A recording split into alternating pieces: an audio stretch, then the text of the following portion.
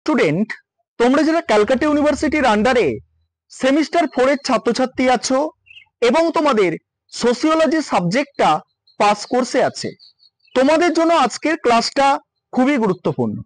আজকের ক্লাসে তোমাদের সোসিওলজি সাবজেক্টের 100% কমন যোগ্য বড় প্রশ্নের সাজেশন নিয়ে আলোচনা করব।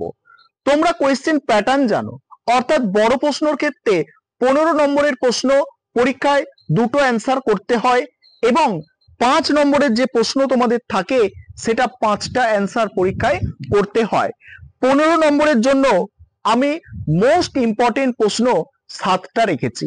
পরীক্ষার সময় এটা লাস্ট মিনিট সাজেশন, অন্য প্রশ্ন তোমরা তৈরি করতে পারো, তবে এই 7টা 15 নম্বরের প্রশ্ন অতি অবশ্যই তোমাদের দেখে যাওয়া দরকার এবং এর মধ্যে প্রিভিয়াস ইয়ার্স এর প্রশ্নপত্রগুলো অন্তর্ভুক্ত করা হয়েছে।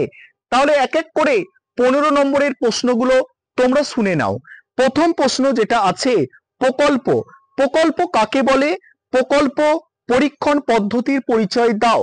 দ্বিতীয় প্রশ্ন আছে, সামাজিক গবেষণায়।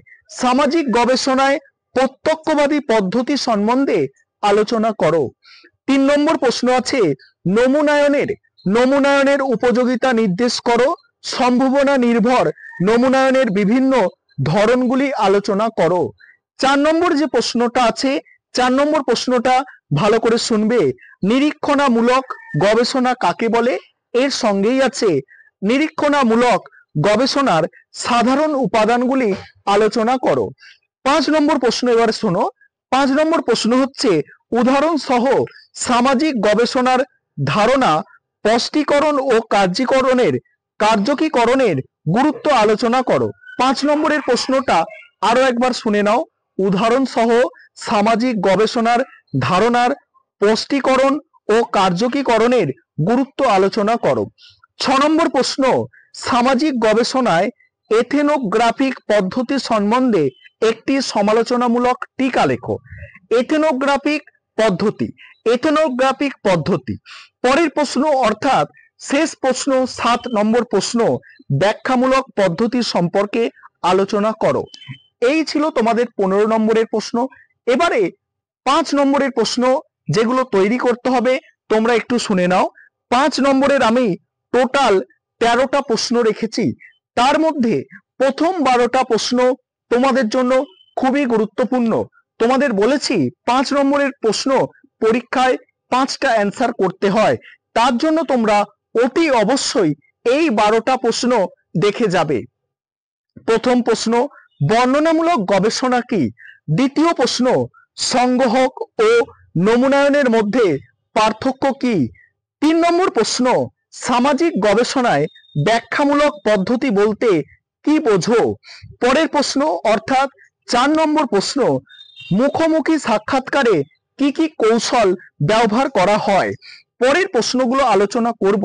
তার আগে একটা বিষয় তোমাদের বলার আছে, তোমাদের জন্য স্টাডি মেটেরিয়াল তৈরি করা হয়েছে। তোমরা যদি কেউ স্টাডি মেটেরিয়াল পারচেজ করতে ইচ্ছুক থাকো, স্ক্রিনে যে নম্বর দেখতে পাচ্ছ এই নম্বরে যোগাযোগ করে স্টাডি মেটেরিয়াল পারচেজ করতে পারো। আমাদের সম্পূর্ণ স্টাডি মেটেরিয়ালের প্রাইস হচ্ছে 400 টাকা। সেখানে তোমরা কি পাচ্ছ?